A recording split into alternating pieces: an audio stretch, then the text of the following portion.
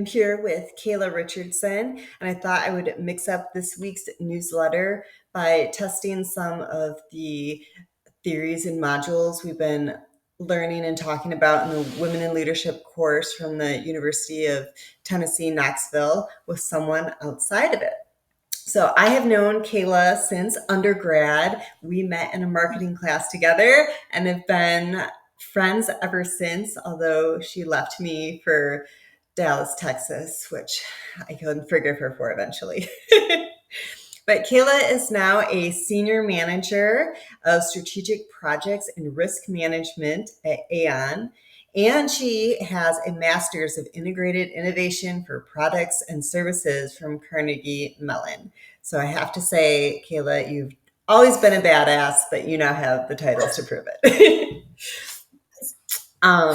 So I have some questions about leadership and women in leadership for you, since you are a woman and a leader, Kaila. And I wanted to kick off with some themes for women in leadership, part of one of our modules of pillars of positivity. So leaders encompass all kinds of things. There's like professional, like project management institute type leaders, and then there's kind of that emotional intelligence, like natural ability of leaders. So one of the 4 metrics that we talked about in one of the modules was how leaders need to have agency, authenticity, be able to have connection, and a wholeness of themselves. But I wanted to talk to you specifically about authenticity, because that's something we hear about a lot, but it can be kind of a nebulous term. And I think we were talking the other day how you were at a networking event, and the word authenticity kind of came up naturally in the conversation. So what would you tell someone who is looking to increase her leadership skills when they've heard about authenticity, but they're not sure what that means and how it applies to being a leader? Ooh. So that's an amazing question, Lily, and I'm glad we're kicking off our conversation with that, because the origins of that networking event and the idea of authenticity came up in that a lot of times when you go to networking events and you're like just trying to meet people or trying to get some basic overall advice without knowing who and what you are, the advice tends to be authentic, stay authentic, which I think lends itself to your nebulous description. It's like, if I'm going and meeting someone for the first time, what does that truly mean? And especially in terms of being a woman in business. So I'm going to answer it from what it means for me, and also, kind of the takeaway I got from this networking. It was actually coffee with a really amazing woman down here in Dallas. And she was telling me the story of like how people come to her. She's like, well, I want to hear your story. So I think that's also my definition as well. That authenticity is, who are you? What is your story? What makes you unique? And I think that's the authenticity people are looking for. For instance, for me, yeah, I'm a badass corporate accountant today, and I do a lot to help my current employer. But I didn't start out that way. Like, Lily, when I met you, I was working at a very famous pretzel stand, which people still love, and they're amazing pretzels. Don't get me wrong. But, 15 years ago when I was working there, to see where I am today and to know all the steps I've taken to get here, my 15-year-old self, you wouldn't have been able to tell that she was going to be where she is today having this conversation with you. But I think it's a very important part of my journey, because I learned so much actually about managing people and running a business and what it was to do resource management. A lot of things that you don't think about that you need to know at that age. So that's, to me, what authenticity is telling people about my life and telling about certain aspects of it that helped me get to where I am today and what I learned at each step in the road. And I think it also helps too with helping people realize that there's a blessing and a gift in every step in your life, whether or not it's where you want to be at that moment. That's really great advice, Kaila. So I think the takeaway I'm getting from that, like a nice thought exercise, would be maybe to evaluate what skills you are strong in now, and maybe think back to different parts of your career and maybe how you started unknowingly even develop those skills and sort of make the pathway for yourself of how you got to where you are today. Mm-hmm. I think it's a great thought exercise. And you know what? Also to thank yourself. Thank yourself. Take time to reflect on what you've done. I mean, we're all pretty awesome, amazing people, and we've all done so much in our lives. And sometimes we just don't take the time to say, I did a lot this year. I did a lot last week. Mm-hmm.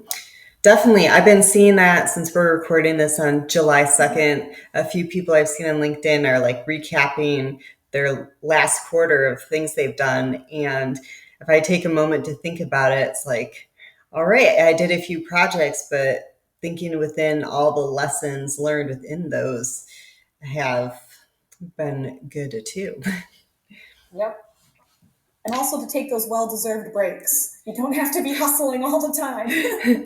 That's that's right. You need to recharge for sure. Which I think leads us into my next question, Okay. emotional intelligence. I'm kind of throwing the kind of more nebulous ideas of leadership at you, Kayla. So this I went and took the boys to see Inside Out 2 last week, and it was a great movie. Highly recommend it for people who maybe are struggling with anxiety or just wanting to understand what emotions are without it getting like weird. So um, in one of our modules, they took from the first movie, Inside Out, leadership Okay. lessons on emotional intelligence from Pixar.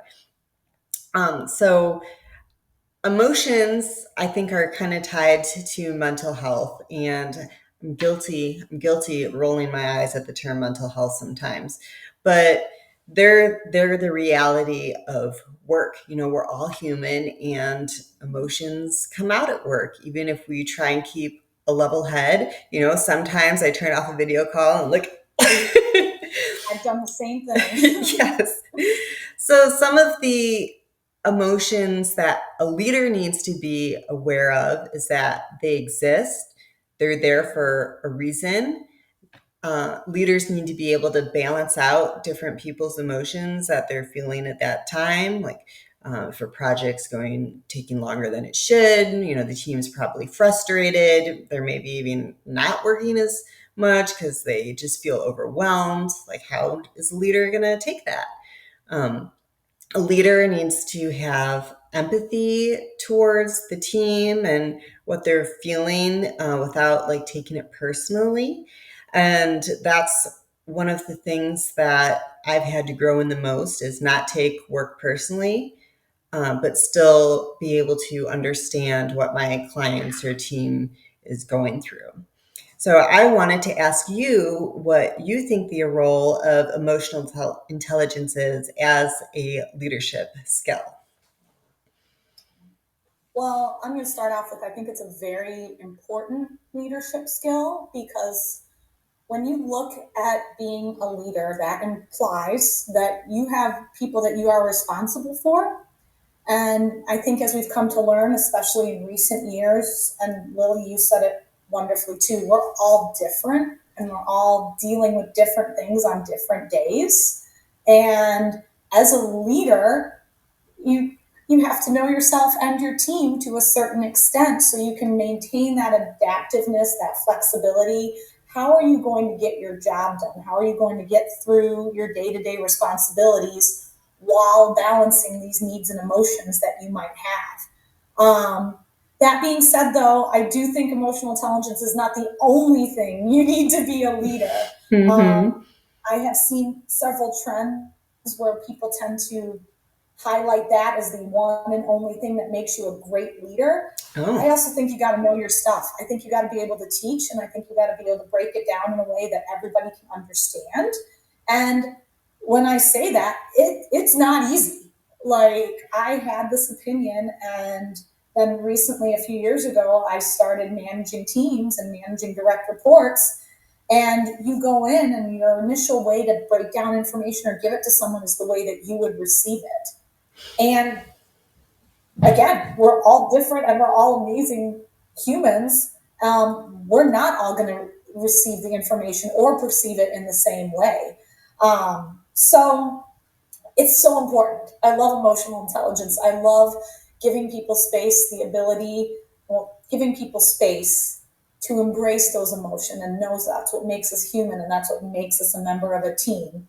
But it has to be paired with other things, especially in a working environment, especially when you look at professional versus personal.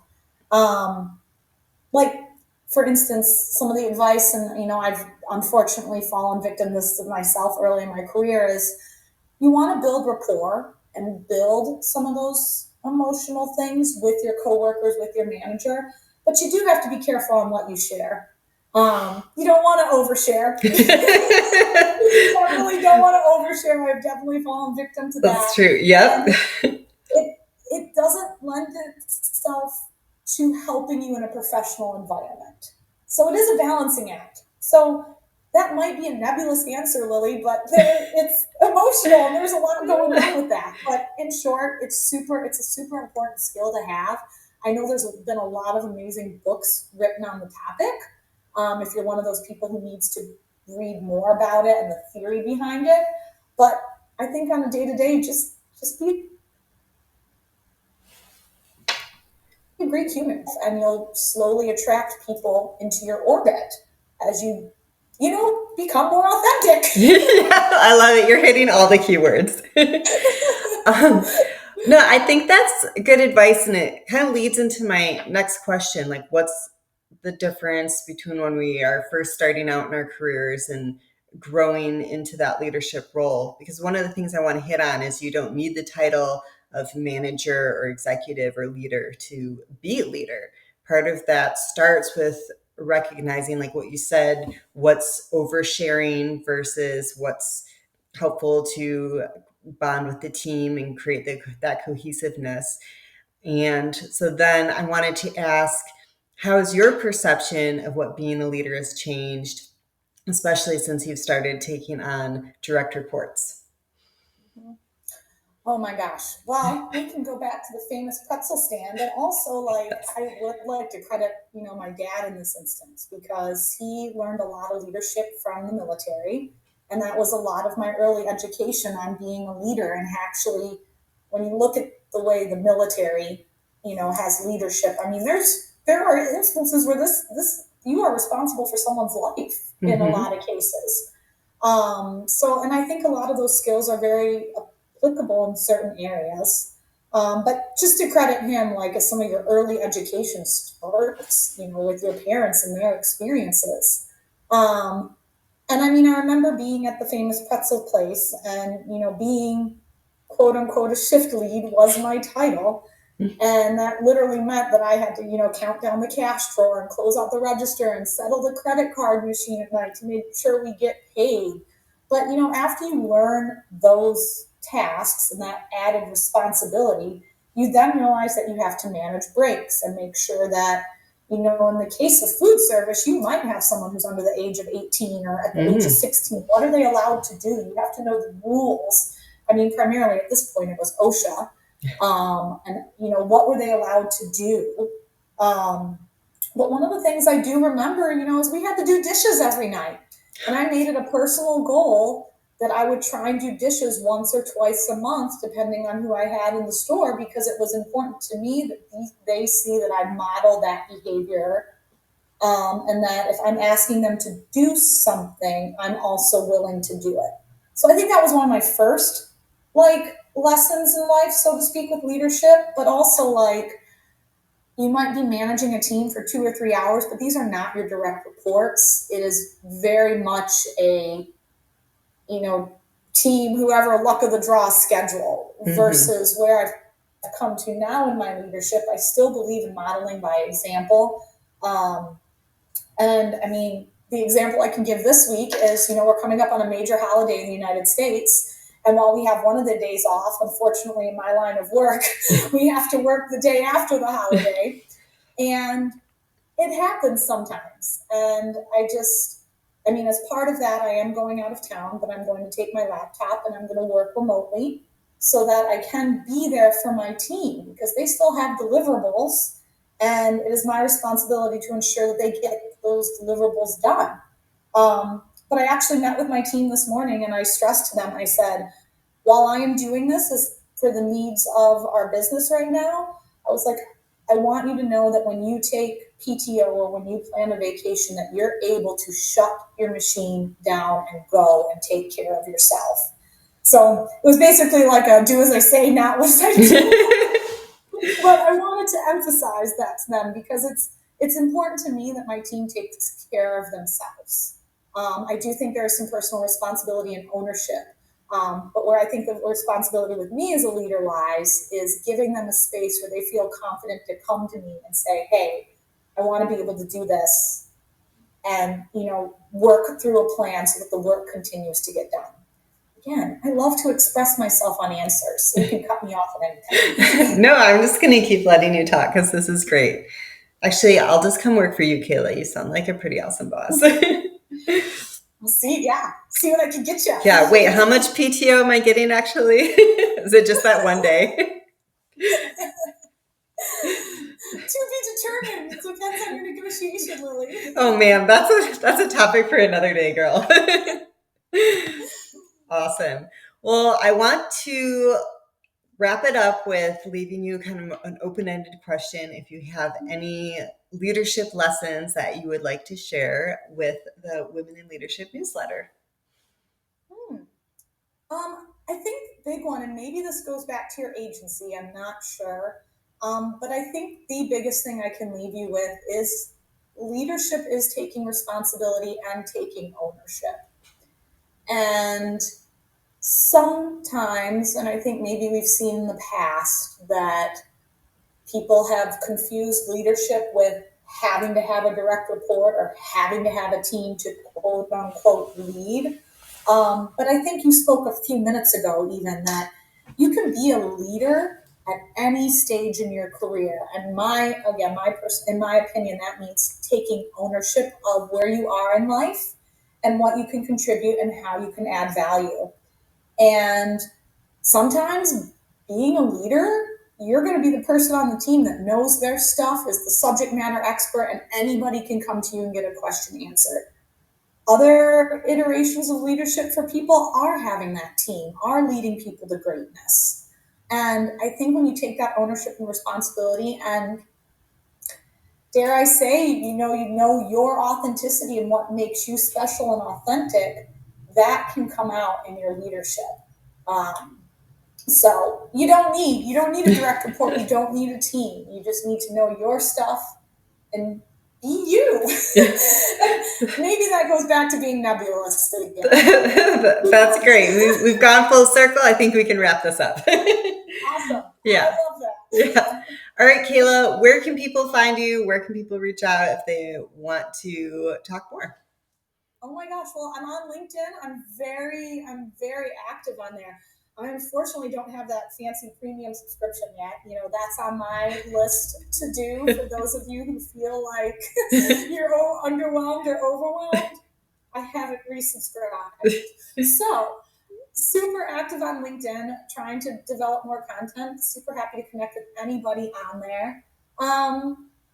Yeah, I think LinkedIn is the best way right now. I'm down in Dallas, Texas, though. So if any of y'all are down here, happy to meet coffee, do virtual coffee, help me learn about my city and explore. Open to meeting anybody. That's great. Yeah, I've gotten to visit you once, Kaila, and the coffee places we went to were superb. So I'm down.